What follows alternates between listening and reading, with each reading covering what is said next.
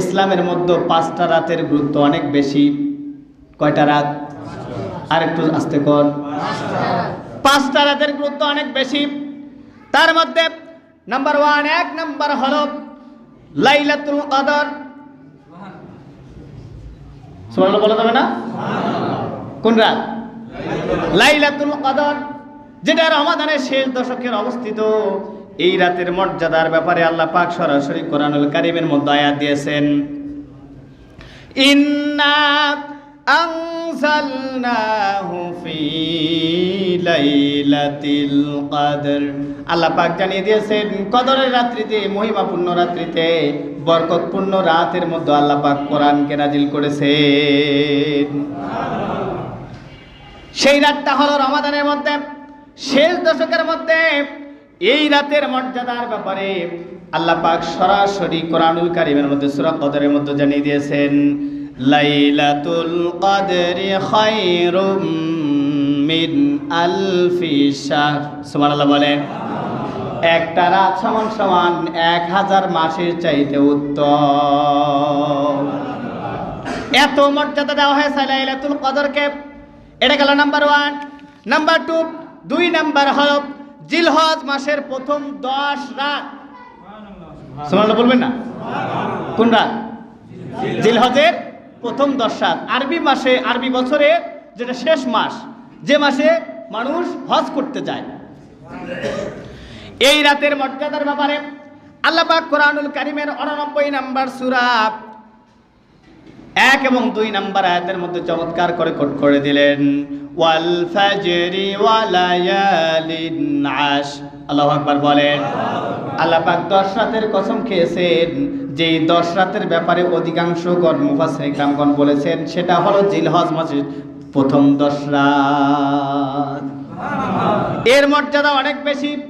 হযরত আব্দুল্লাহ ইবনে আব্বাস রাদিয়াল্লাহু তাআলা আনহু থেকে বর্ণিত, তিনি বলেন নবী করিম সাল্লাল্লাহু আলাইহি ওয়াসাল্লাম বলেছেন, জিলহজ মাসের প্রথম 10 রাত, 10 দিনের মধ্যে 10 দিন আমাদের কাছে, আমাদের চেয়ে অন্য দিনের চেয়ে আমার কাছে এতটাই প্রিয়, আল্লাহর কাছে এতটাই প্রিয়, আমল এতটাই আল্লাহর কাছে প্রিয়, যেটা অন্য কোনো দিনে অন্য কোনো রাতে পছন্দনীয় নয়। দেখেন হযরত আব্দুল্লাহ ইবনে আব্বাস বলতেছেন, বিশ্বনবী আমাকে জানালেন জিলহজ মাসের প্রথম 10 দিনের আমল, 10 রাতের আমল আল্লাহর কাছে এতটাই প্রিয় যে প্রিয়টা অন্য কোনো দিনের আমল হতে পারে না। সাহাবায়ে কেরামের মধ্যে আব্দুল্লাহ ইবনে আব্বাস রাইসুল মুফাসসিরিন হযরত আব্দুল্লাহ ইবনে আব্বাস বললেন, ইয়া রাসূলুল্লাহ, ইয়া হাবিবাল্লাহ, এই 10 দিনের মধ্যে জিহাদও কি আল্লাহর কাছে অতি প্রিয় নয়? জিহাদ করাটাও কি এত প্রিয় নয় যে জিহাদ করতে গিয়ে হয়তো বা শাহাদাত নয় তো গাজী, জান মাল চলে যেতে পারে, সব কিছু শেষ হয়ে যেতে পারে, এই আমলটাও কি আল্লাহর কাছে এই 10 দিনের মধ্যে আমলের চাইতে প্রিয় নয়?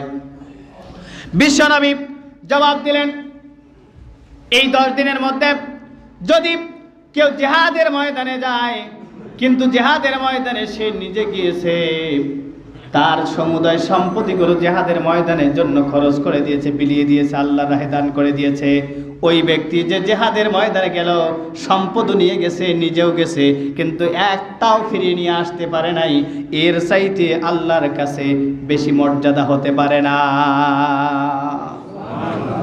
তার মানে কি বুঝলেন?